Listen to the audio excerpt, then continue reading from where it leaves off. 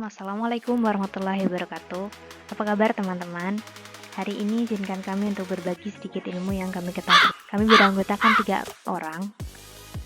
Yang pertama itu ada Anita Trimurniasih, NIM A4 2017 0048. Yang kedua ada Wahyu Rati Pratiwi, NIM A4 2017 0056. Dan yang terakhir ada Asi Dwi Mumpuni, NIM A4 2017 0076.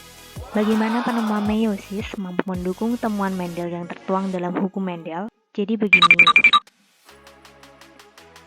Hukum Mendel 1 atau biasa dikenal dengan hukum segregasi faktor hereditas gen sealel berdasarkan persilangan Mendel menyatakan bahwa faktor pembawa sifat akan mengalami segregasi atau memisah, sehingga setiap gamet hanya akan menerima sebuah gen saja. Hal ini sesuai dengan cara makhluk hidup menghasilkan variasi baru pada proses meiosis, di mana terjadi penggabungan sel-sel gamet yang haploid. Contoh skema di sini terjadi penggabungan antara gamet P besar yang haploid dari bunga ungu dan gamet P kecil dari bunga putih dan menghasilkan bunga ungu, yaitu P besar dan P kecil pada F1.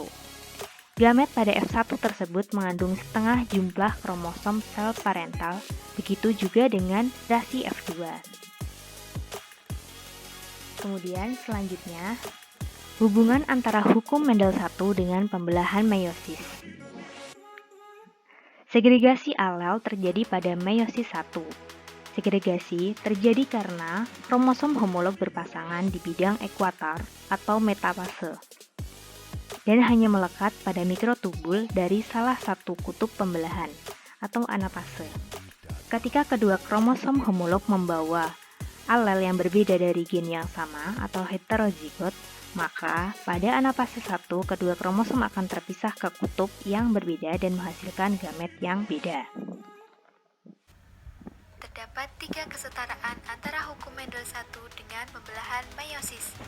Yang pertama yaitu proses pembelahan meiosis berlangsung pada saat pembentukan gamet.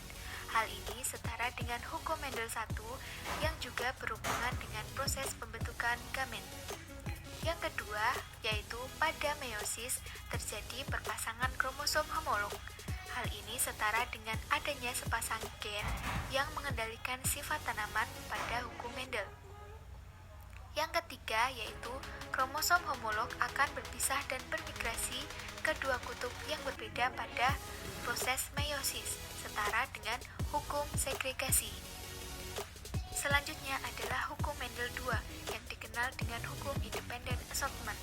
Hukum ini menyatakan bahwa bila ada dua individu berbeda satu dengan yang lain dalam dua pasang sifat atau lebih, maka diturunkannya sifat yang sepasang itu tidak bergantung pada sifat pasangan lainnya. Hukum ini berlaku untuk persilangan dihibrid atau lebih. Nah, berikut ini adalah skema persilangan yang menjadi dasar hukum independent assortment.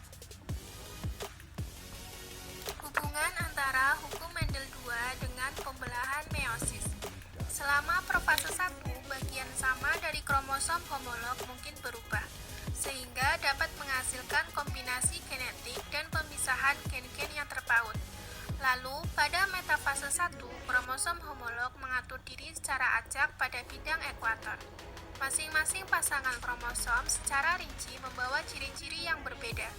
Penyebaran secara acak dan penggabungan secara bebas pada kromosom ini akan menghasilkan variasi genetik yang baru. Gamet yang dihasilkan mengandung genetik yang berbeda karena telah mengalami kombinasi bebas gen atau kromosom dengan gen yang bukan alelnya pada fase metafase 1.